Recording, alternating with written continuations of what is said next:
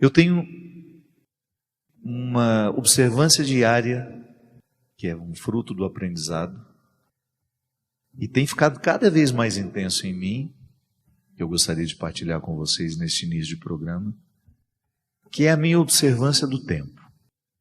Como é que eu estou gastando o meu tempo?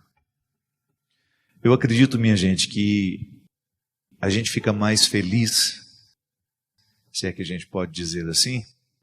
Vocês sabem que eu prefiro mais o conceito de realização do que o conceito de felicidade. Às vezes o conceito de felicidade, quando ele nos ocorre, ele vem muito vazio, né?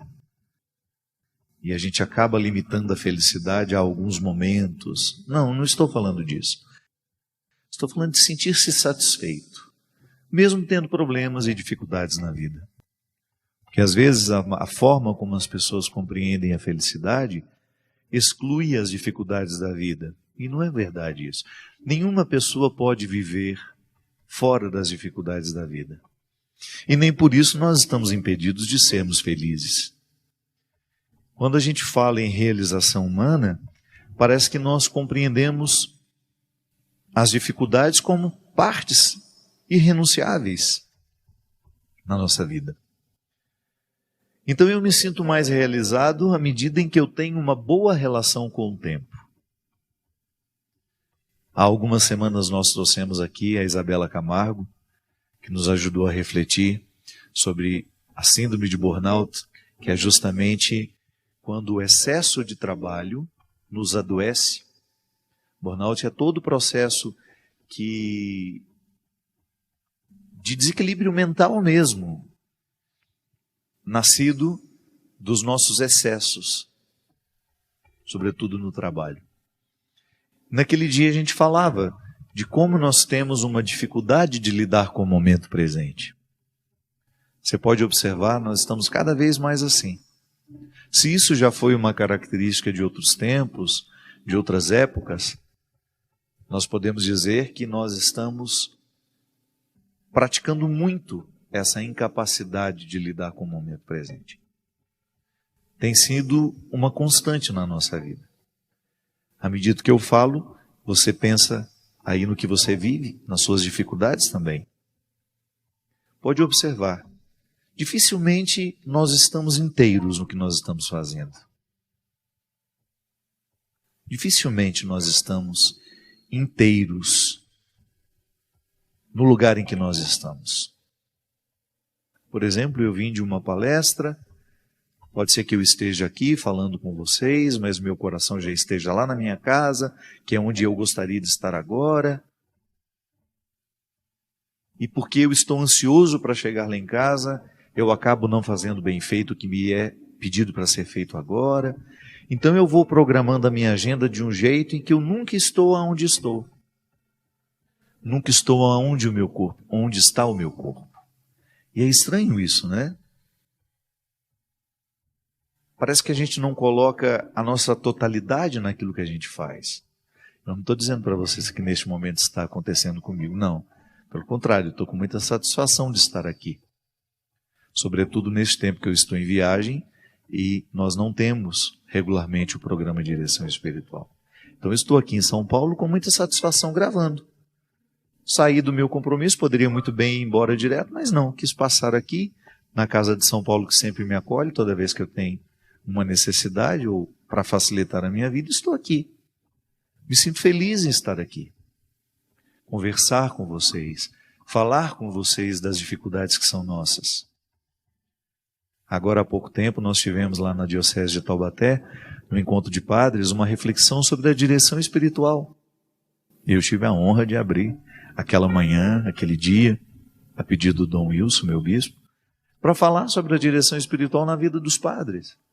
Nós precisamos de colocar o nosso coração na ordem da reflexão. Nós precisamos refletir a vida que a gente vive. Então eu me sinto muito satisfeito em ter este espaço há mais de 10 anos, acho que há quase 13 anos já, o programa Direção Espiritual acontece. Eu me sinto extremamente feliz de estar aqui. Mas eu não posso negar que em muitos momentos da minha vida eu não estou aonde está o meu corpo. Eu não estou onde está o meu corpo. Porque minha cabeça está longe. E a gente sabe que não pode separar o corpo da alma, né? Isso é apenas uma forma de dizer. Mas quando eu digo que eu não estou aqui, ou quando eu estou ali, não estou lá, é porque o meu pensamento está em outra situação. Essa semana mesmo eu estava falando disso. Nós estamos conversando com uma pessoa e ela está mexendo no celular. Às vezes a gente está falando de coisas sérias, de coisas importantes, e o outro, por sua vez, ao invés de estar com a gente, escutando, olhando na gente, porque é importante a gente olhar no outro enquanto ele fala, nós estamos longe ali, falando com uma outra pessoa, cuidando de uma outra situação, que não é aquela que está ali diante de mim. Isso é um desrespeito, né? E muitas vezes nas nossas relações familiares este hábito vai ficando socializado. E se você reclama, a pessoa ainda diz, mas eu estou prestando atenção no que você está falando. Não está. Ela está me dando um pouco de atenção, mas não a atenção que eu gostaria de ter para tratar daquele assunto. É claro que se for um assunto trivial, mas se for uma situação que eu preciso da atenção da outra pessoa, é uma falta de respeito com quem fala. Mas nós estamos assim. Nós estamos com dificuldade de ficar onde está o nosso corpo. E aí, minha gente, nós começamos a criar uma indisposição interior que pode até chegar a virar uma doença. Como nós falávamos naquele programa com a Isabela, as doenças causadas pelo trabalho estão intimamente ligadas à insatisfação. A pessoa está insatisfeita, ela vai para cumprir o tempo, não há satisfação em fazer o que faz, em trabalhar no que trabalha, e consequentemente vai gerando um mal-estar emocional que mais cedo ou mais tarde estoura das mais diversas formas. Um desequilíbrio psiquiátrico, ou até mesmo problemas físicos, porque as nossas insatisfações emocionais, elas desaguam no corpo. É no corpo que tudo isso está acontecendo. Então eu tenho uma situação ruim ocupando a minha mente, porque está sob o poder de um pensamento ruim, opressivo, ela acaba criando disfunções para o resto do corpo. Todo o nosso organismo, todo o nosso funcionamento está intimamente ligado ao cérebro, né? Que é onde tudo acontece. É onde acontecem as nossas emoções. Eu já falei isso aqui várias vezes. Quando nós queremos falar de afeto, nós usamos a metáfora do coração. Meu coração está muito machucado, meu coração está ferido. Na verdade, isso é apenas um simbolismo. A gente fica ferida no cérebro. É o pensamento. É aqui onde tudo é arquitetado. É onde eu sei que eu sou eu, que você é você. É no nosso cérebro que nós temos as informações afetivas. E tudo isso manda recado para o resto do corpo. Então há muitas insatisfações emocionais, frutos deste jeito de viver estranho, que repercutem no nosso corpo. E é interessante porque nós já falamos tanto sobre isso, não é? Eu acredito que você mesmo, nas suas rodas de conversa, vira e mexe, você fala dessa dificuldade que você está tendo com o tempo. E por que a gente não toma decisões favoráveis, minha gente? Por que nós adiamos tanto, se nós já sabemos que estamos adoecidos por causa da nossa relação estranha com o tempo? De nunca estar onde estamos? Ou às vezes de protelar decisões que modificariam a nossa maneira de lidar com o tempo? Sim, porque não há outra forma de lidar, ou melhor, de modificar a relação que você tem com o tempo, a não ser tomando decisões.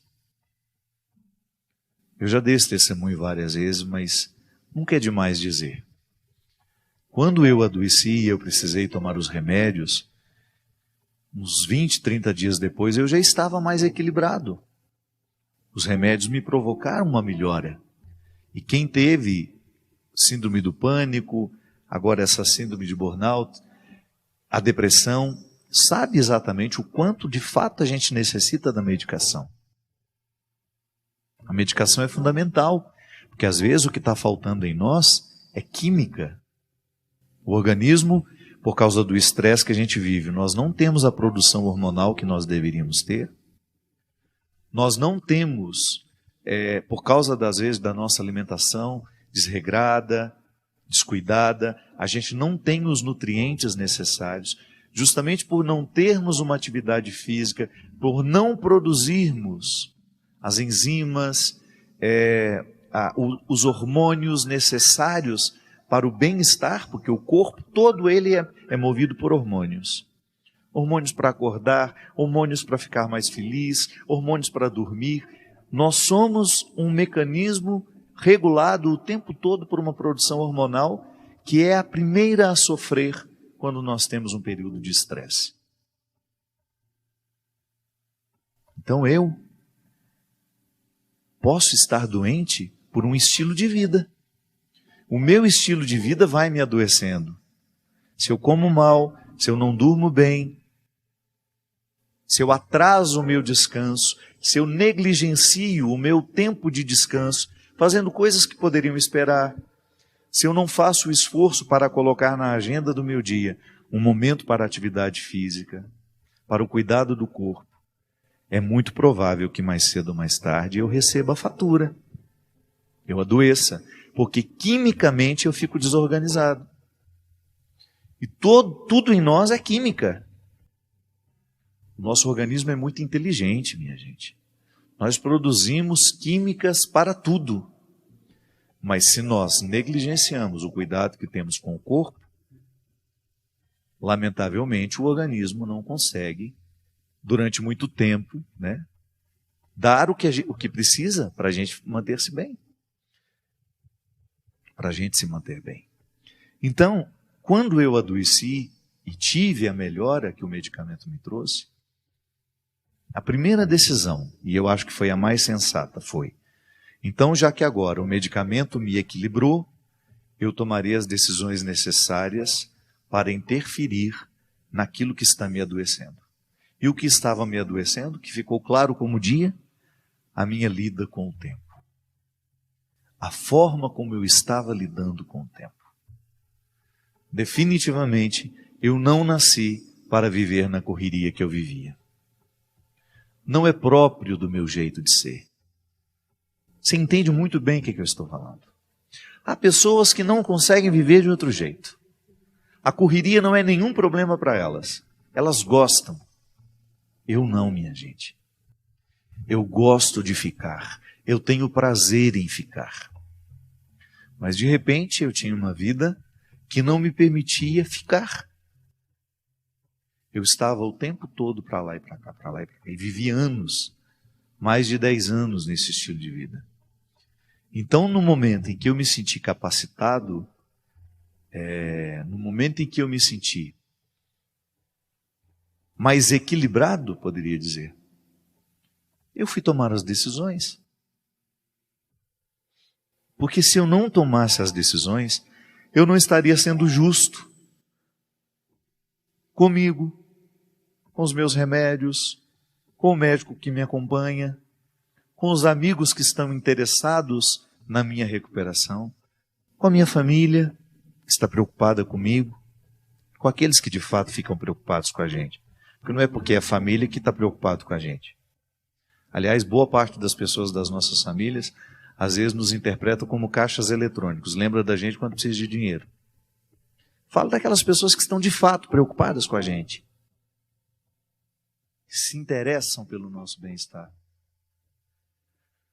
Para ser justo com tudo isso, então eu fui lá no tabuleiro da vida e falei, isso precisa ser modificado aqui, ali, porque senão eu vou ficar nem adormecido, né? Porque é um termo impróprio, dá a impressão que eu estou dormindo o tempo todo, né? Entorpecido. eu estou entorpecido pelo efeito do remédio, estou me sentindo bem e vou continuar vivendo com os motivos que me adoeciam. Não é inteligente. Não é inteligente continuar vivendo, provocando o que me adoece. Porque mais cedo ou mais tarde, os remédios perderão a capacidade de fazer comigo o que as minhas atitudes deveriam fazer.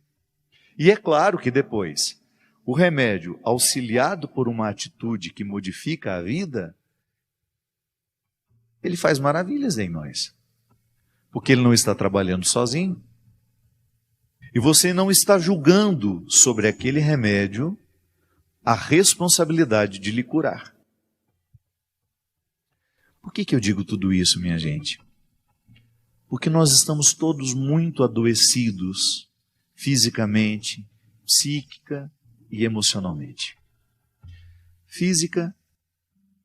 Doenças físicas, doenças emocionais, doenças espirituais que também estão ligadas à nossa lida com o tempo, doenças psíquicas. Porque a nossa lida com o tempo, em algum lugar aí, nós estamos negligenciando. Ou porque não temos tempo de cuidar de nós, ou porque estamos nos impondo um trabalho para o qual não fomos feitos, uma vida para a qual nós não fomos feitos, porque isso é importante demais, a gente saber administrar. Eu preciso fazer a atualização da minha identidade. Eu preciso olhar para mim, para a minha essência, perceber tudo aquilo que me envolve, quais são as minhas escolhas, o que eu tenho feito, e muito honestamente dizer para mim se tudo isso que eu tenho feito tem realmente alguma coisa a ver comigo. Eu não posso gastar os meus dias, o meu tempo, estando num lugar que não tem nada a ver comigo. É como o Daniel, que está aqui hoje. Então, boa noite, Daniel, obrigado pela sua presença. Daniel é músico. Você já imaginou se colocar Daniel para fazer um trabalho que não tem nada a ver com música? E às vezes precisa, né, Daniel? Para sobreviver. Mas é bom. Porque todas as suas aptidões te levam para este lugar. Por isso é tão triste nós vermos os nossos artistas de verdade, viu? Eu não estou falando desses que borram tintas, não. Estou falando artistas. Como o nosso querido Hélio Petros, lá em Mariana, para mim uma das maiores expressões vivas de um verdadeiro artista. De um homem que pega um bloco de cedro e retira uma imagem dali de dentro, com uma perfeição, um trabalho que leva tempo. Não estou falando disso que hoje às vezes as pessoas chamam de arte, que está muito mais ligado ao entretenimento. A gente pega umas coisas aí cheias de sujeira e falam que isso é arte. A pessoa não levou nem 15 minutos para fazer aquilo. Estou falando de arte de verdade. Um artista, por exemplo, que não consegue sobreviver do seu trabalho, ter que fazer uma outra coisa, é muito triste. Ou vocês aqui todos que estão trabalhando na equipe técnica, se vocês não gostam do que fazem, é cruel. O Paulo que me acompanha para baixo, para cima, Paulo gosta de dirigir, não é verdade, Paulo? Paulo tem satisfação de dirigir. Imagina se ele não gostasse. Nunca vi esse menino mal-humorado. Nesses longos anos que eu estou com ele, já vi cansado. Mas mal-humorado, insatisfeito, não. Sempre disposto, disponível, me ajuda muito mais. Vai muito além da função de motorista. Mas está feliz. Retira ali do seu trabalho o sustento da sua família, mas retira com felicidade, com alegria. Gente, é muito triste a gente ter de passar uma vida inteira trabalhando numa situação ou num lugar, num ofício que não tem nada a ver com a gente. É por isso que você que está aí com filhos, no processo de escolha do que farão da vida, deixe os filhos manifestarem o que eles gostam. Lá se foi o tempo em que a gente obrigava filho a fazer aquela faculdade, porque essa era a profissão do seu pai, essa é a profissão da sua mãe, e você tinha muito orgulho deles. Tá bom, mantenha essa alegria, esse orgulho que você tem dos seus pais, mas não imponha aos seus filhos que eles vivam aquilo que você gostaria de ter vivido. Porque essa é a sua lida com o tempo. Esse tempo não vai voltar. O tempo que você está sendo infeliz num determinado lugar, num relacionamento, numa situação, este tempo não volta. Este tempo não volta. Tome a decisão que seja favorável a você e, consequentemente, você favorece as pessoas que estão ao seu redor, porque gente feliz não incomoda outras. Pode observar, as pessoas mais difíceis, aquelas pessoas que estão sempre aborrecidas, sempre chateadas com a própria vida, elas têm dificuldade de ver a alegria e a felicidade das outras. São pessoas pesadas, difíceis. Por quê? Elas não estão felizes na lida com o tempo. Então, a lida com o tempo, a sabedoria na lida com o tempo, é fundamental para que nós tenhamos a satisfação de você perceber que você está no lugar certo, fazendo a coisa certa. Nada pode ser superior a essa alegria, minha gente. Saber que estamos fazendo a coisa certa. Porque lá você vai enfrentar dificuldades, mas você enfrenta com alegria. Se você escolheu a profissão que você de fato gosta, nem é que vai te deixar mais rico. Porque às vezes as pessoas, porque querem uma profissão que vai dar mais resultado financeiro, para isso abrem mão da felicidade. Muito embora os nossos filhos estão muito mais livres para isso. Eu percebo essas gerações mais jovens muito mais interessadas em ficarem realizadas, em ficarem felizes, do que acumulando dinheiro. Aliás, olham para nós, olham para os pais que trabalharam a vida inteira e não tiveram nem tempo de desfrutar do resultado do trabalho, com uma crítica. Eu não quero viver assim. Quantos pais hoje estão com dificuldade de passarem as suas empresas para os filhos, porque eles olham para os pais, observam como eles viveram este tempo em que tiveram aquela empresa, percebem que não foram felizes porque ficaram administrando para ter dinheiro, para isso, para aquilo. Eles olham e falam, ixi, eu não quero isso para mim não. A transição é muito difícil. Porque às vezes os nossos filhos estão olhando para o nosso jeito de viver, estão tendo muita sabedoria, muita sensibilidade em perceber que nós não soubemos lidar com o tempo. E eles não querem cometer o mesmo erro. E eles estão certos. Não tenha vergonha de repente, você perceber que você está precisando do conselho de seu filho. Ele está mais livre do que você. Ele está tendo mais condições de lhe ajudar com um conselho do que você a ele. Às vezes os papéis se invertem, não tem nenhum problema. Às vezes o seu filho já está desfrutando de uma liberdade, de uma coragem de ser quem ele é. E chega até a te incomodar. Incomoda porque nós, quando não conseguimos alcançar o melhor de nós, a gente tem uma tendência a querer que os outros também não alcancem o melhor deles. Então há muita gente jovem que está conseguindo viver com responsabilidade. Eu não estou falando de libertinagem, não, estou falando de fato levar a sério a realização humana. Eu nasci para isso, eu quero trabalhar com isso, não me importo que vou ganhar menos, sei que contrario o meu pai, mas eu quero fazer o que me dá prazer, que me dá satisfação. E você fique tranquilo, porque lá onde dá satisfação, ele vai encontrar as dificuldades da vida. Que às vezes nós temos esse discurso, né? Ah, eles querem o que é mais fácil. Não é não.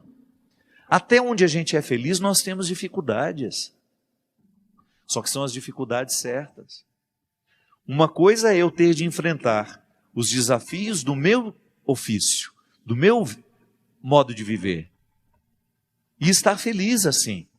Outra coisa é eu viver os desafios de uma situação que não é minha, que não é para mim, que não tem nada a ver comigo. Aí sim é um sofrimento dobrado. Por isso, minha gente, fiquemos atentos. Deus nos acorda para isso o tempo todo, para que nós sejamos as pessoas certas, nos lugares certos. E vale a pena a gente refletir sobre isso. Todos os dias antes de dormir, hoje eu fui quem eu poderia ter sido? Hoje eu fiz o que de fato me cabia fazer?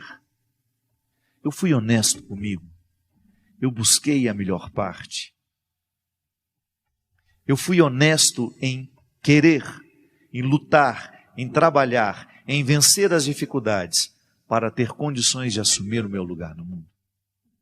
Esse é um indicativo de realização humana.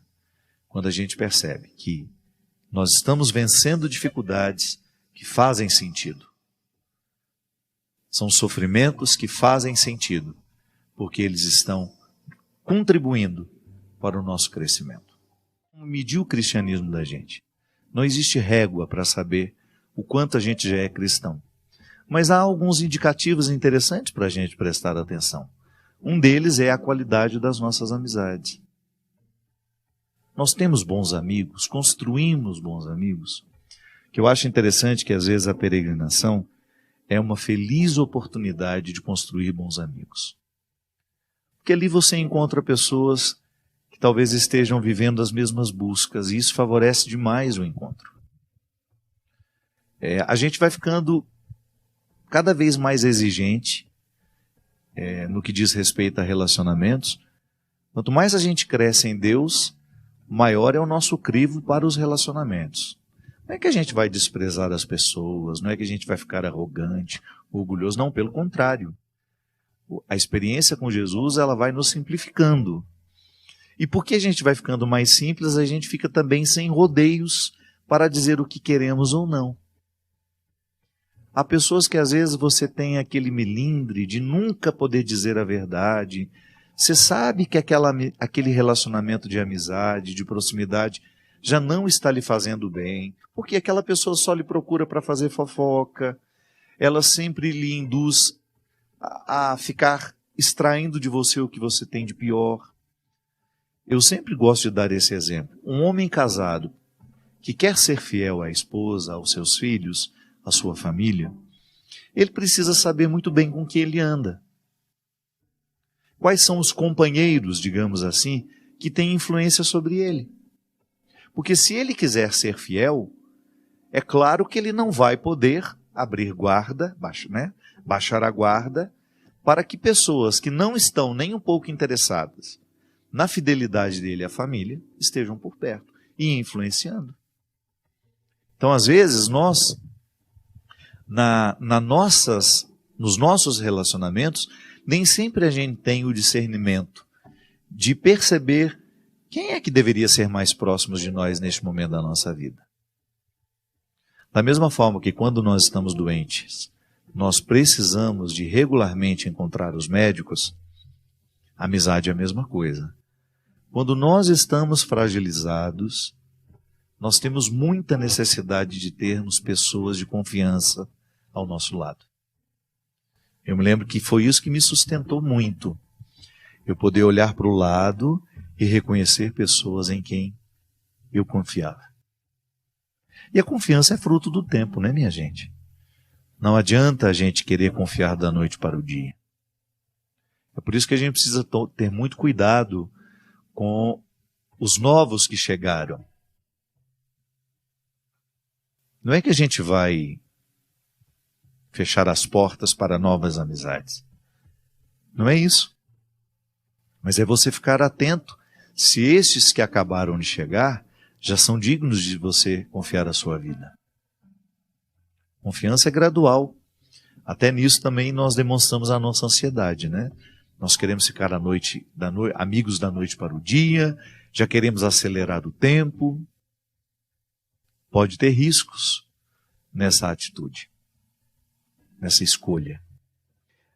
Quando nós falamos de tempo, na lida com o tempo, eu gosto muito desse texto de Eclesiastes, que você já deve ter escutado muitas vezes. Tudo tem seu tempo. Está aqui no livro de Eclesiastes, capítulo 3. Tudo tem seu tempo. Há um momento oportuno para cada coisa debaixo do céu.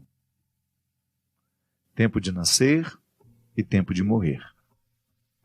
Tempo de plantar tempo de arrancar o que plantou. Tempo de matar, tempo de curar. Tempo de destruir e tempo de construir. Tempo de chorar, tempo de rir. Tempo de lamentar, tempo de dançar. Tempo de espalhar pedras e tempo de ajuntá-las. Tempo de abraçar e tempo de se afastar dos abraços. Tempo de procurar e tempo de perder. Tempo de guardar e tempo de jogar fora. Tempo de rasgar e tempo de costurar. Tempo de calar e tempo de falar. Tempo do amor, tempo do ódio, tempo da guerra, tempo da paz. Eu acho interessante porque o texto, ele pega os principais verbos que fazem parte da nossa vida e mostra que entre uma realização e outra há um tempo necessário. É igual quando a gente se corta. Quando você corta o dedo, se não precisou dar um ponto, nós vamos ter o tempo da cicatrização, que é o tempo do corpo, é o tempo do organismo reunir todos os elementos da cicatrização. E só vai poder mexer naquele negócio ali depois, novamente, depois que a casquinha cair. Se quando começar a cicatrizar, você vai e mexe novamente de curiosidade, de ansiedade, você atrasa o processo. E às vezes nós fazemos a mesma coisa com as nossas questões. Uma pessoa, por exemplo, que está precisando se libertar de um vício, ela tem que ir dia por dia. Às vezes nem é dia por dia, minha gente, é hora por hora. Quando a dependência é muito intensa, nós precisamos vivenciar uma hora de cada vez. Venci o vício do álcool aqui agora. Durante esta hora eu consegui ficar distante do copo. Estabeleço uma nova luta para a nova hora, para este novo tempo. E assim a gente vai. Se eu achar que já estou curado e pegar o copo, vou só dar uma cheiradinha. Ixi, às vezes a gente volta a estaca zero. O mesmo a gente faz e percebemos acontecer com outras pessoas quando elas estão tentando se libertarem de relacionamentos abusivos. Porque o relacionamento abusivo é aquele, vamos dar um exemplo simples, aquele namoro que você sabe que só lhe faz mal, a pessoa não lhe quer bem, te usa o tempo todo, te trai o tempo todo, mas você gosta dele. Ah, mas eu não consigo me libertar, eu não consigo viver longe. Pois é. Entre a decisão de que você precisa fazer alguma coisa por você até um resultado final de uma libertação, há um tempo que você não sabe nem precisar quanto será. O fato é que se você não vive a vitória de cada instante, você nunca vai se libertar daquela pessoa. Você será eternamente dominada por ela. Viverá eternamente aquela relação dominante que lhe faz mal, que lhe desfavorece. Eu me lembro que eu acompanhei um caso uma vez de uma moça que estava muito decidida que ela precisava terminar o namoro dela. Pra você ter uma ideia, ela já tinha apanhado várias vezes do namorado.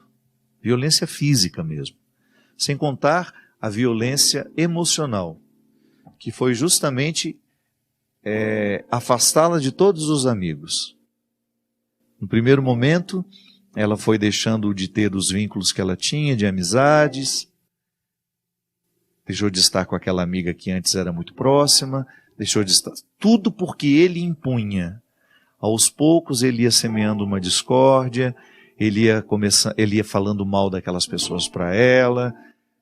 Enfim, ele queria que ela ficasse desprotegida. Porque um amigo pode alertar, né? Olha, abre o olho com esse namorado novo que você arrumou. Pode fazer mal. Quanto mais sozinha a pessoa estiver, mais fácil ela fica de ser dominada. E depois que ele a afastou de todos os amigos, ele começou a afastá-la da família.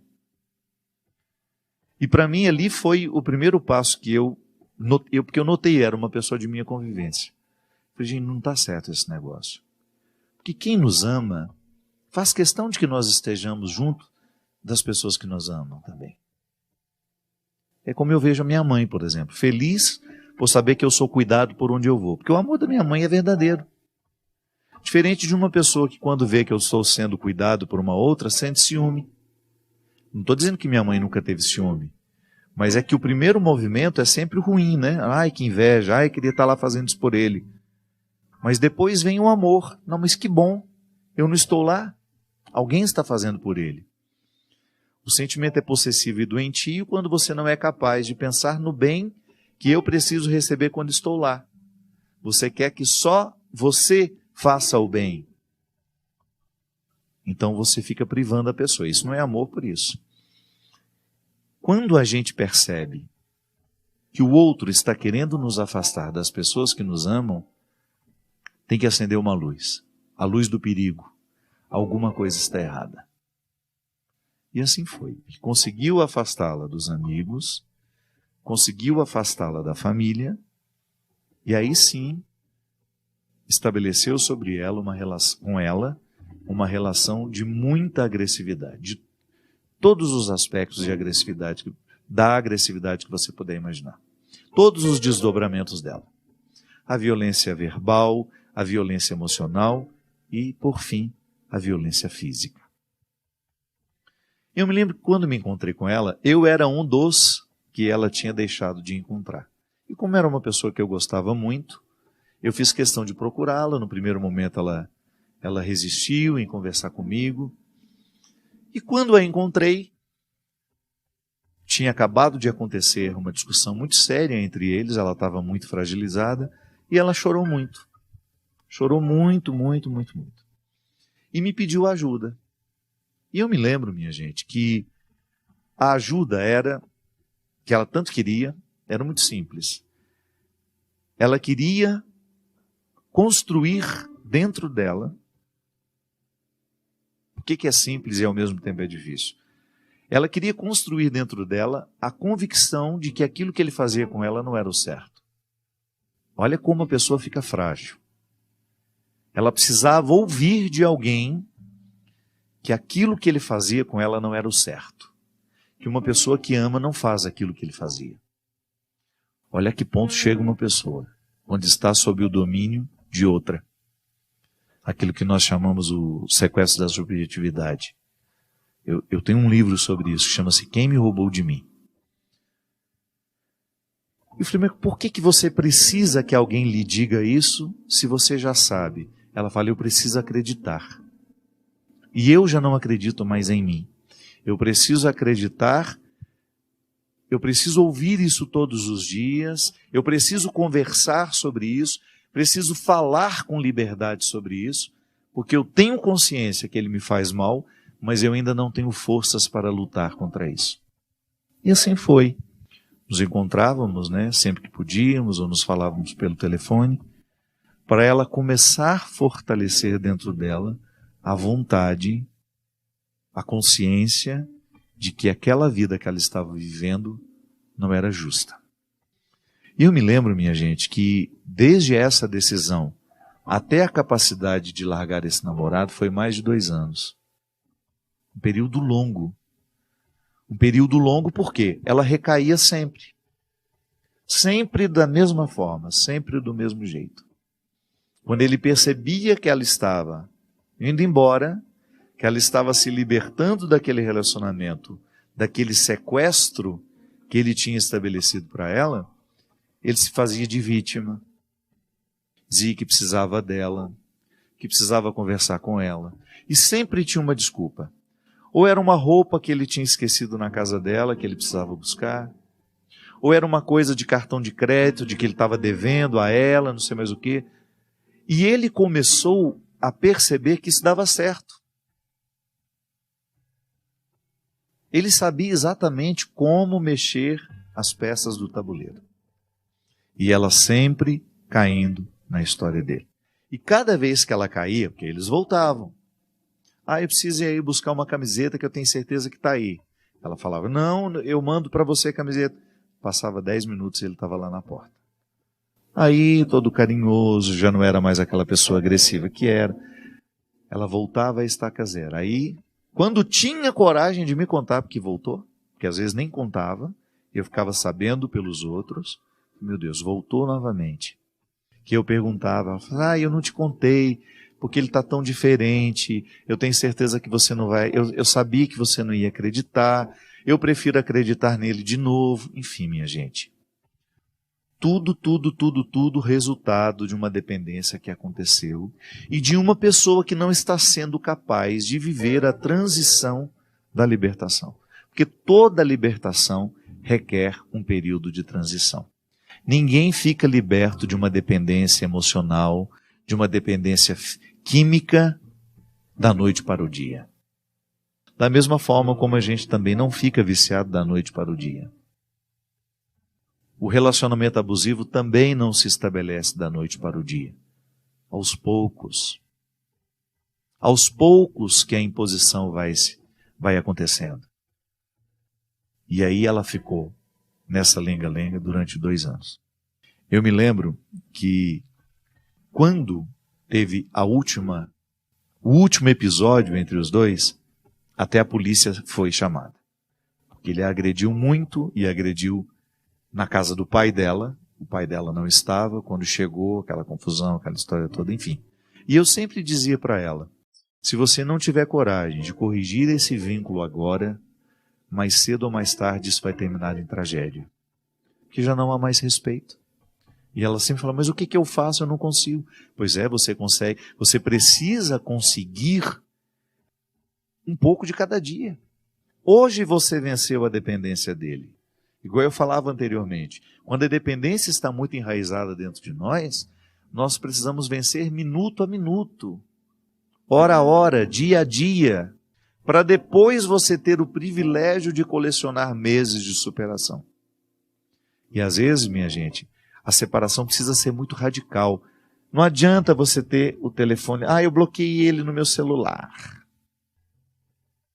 Mas você não o bloqueia, mas ele tem outras formas de chegar até você. Eu bloqueei ele um tempo, depois eu fiquei com dó. Tudo formas de se auto-sabotar. Não está sabendo viver a terapia do tempo. O povo de Israel, para poder chegar à terra prometida, precisou viver 40 anos de andanças, de transição. A terra prometida só foi possível porque eles atravessaram o deserto. E o deserto não é um lugar fácil de ser atravessado. Não é prazeroso passar pelo deserto. Mas quando nós pensamos que a terra prometida nos espera, então a gente se sente motivado a viver o dia a dia. A gente precisa ter os olhos no que a gente quer alcançar. E não é fora de nós, não. Que às vezes nós colocamos, a gente pensa muito rapidamente, quando a gente fala em alcançar alguma coisa, a gente sempre fala de um resultado financeiro, de uma casa que a gente quer comprar, de um apartamento, de um emprego, de uma faculdade que a gente quer fazer. Não é nenhum problema. Essas realizações materiais fazem parte da vida. Mas a gente também precisa prestar atenção naquilo que de nós precisamos alcançar. No que queremos alcançar. Eu quero ser um homem mais livre. Então, quando eu olho para o futuro, eu vejo o Fábio muito mais livre do que é hoje. Mais livre do que os outros pensam, do que os outros acham. Nós, às vezes, somos muito aprisionados, porque nós temos medo do que os outros estão pensando de nós, do que os outros estão achando de nós. Não faz sentido. Quais são as opiniões que importam? Aquelas que estão comprometidas com a nossa verdade. As pessoas que de fato fazem parte. O conselho que nós estabelecemos para nos aconselhar, para nos influenciar, aí sim faz sentido prestar atenção. Mas todos nós, de alguma forma, precisamos. Há algo a ser alcançado longe, não aqui agora. Não é um apartamento, não é uma casa, mas é um jeito de ser que eu quero alcançar. Como essa menina, que sabia que precisava alcançar nela a libertação. Porque a libertação do rapaz que a oprimia não estava fora dela. Era dentro dela, aqui, uma dependência química. Porque sim, da mesma forma como uma pessoa depende da maconha, depende da cocaína, depende do crack, nós também podemos depender uns dos outros. Isso é dependência química. Relacionamento também pode ser classificado como tóxico. Um relacionamento que vicia. Eu estou viciado naquela pessoa. Igual uma pessoa viciada na cocaína. Sabe que a cocaína faz mal, mas não consegue parar de usá-la. Há pessoas que estão viciadas em outras. Sabem, já estão cansadas de saber que aquela pessoa faz mal, que a proximidade com ela é tóxica, não traz benefícios, mas não consegue mudar. Então, o que nós precisamos alcançar não está fora de nós. É aqui dentro. Preciso cortar esse visgo que me prende. Preciso ser livre. E foi interessante porque aquela menina, com muita luta, com muita dificuldade, não foi fácil. Ao final de tudo, ela conseguiu arrancar aquele menino da vida dela. E ele a infernizou ainda por muito tempo. Mas graças a Deus, ela estava muito fortalecida, muito consciente de que ela havia tomado a melhor decisão, não estava arrependida por mais sofrida que estivesse, e o sofrimento vai diminuindo aos poucos, né? Ele vai se acomodando. Ninguém fica eternamente apavorada com aquele sofrimento de perda que tem quando rompe com uma pessoa que você ama muito. Ou amo, é dependente, eu não sei que nome que dá isso. Mas o fato é que ela estava, naquele momento, consciente de que foi benéfica para ela, aquela ruptura. E ela alcançou, finalmente, a libertação. E ficou atenta aos novos relacionamentos, que eu dizia isso para ela. Cuidado, porque às vezes é o seu jeito de ser que favorece o relacionamento abusivo. Tenha mais coragem de dizer o que você não gosta. Manifestou uma primeira agressão verbal, para ali naquela hora. Olha, se for continuar desse jeito, eu não quero. Aproveita enquanto você é livre, enquanto não está vinculada, enquanto não está apaixonadíssima. E corta pela raiz. Coloque os limites que você acha justo. Que é assim que a gente vence. É processo, minha gente, um dia de cada vez. E eu sei que às vezes nós queremos que as coisas se resolvam da noite para o dia. Não existe isso. Tudo é processual. Tudo passará o tempo todo pelo cultivo das nossas esperas.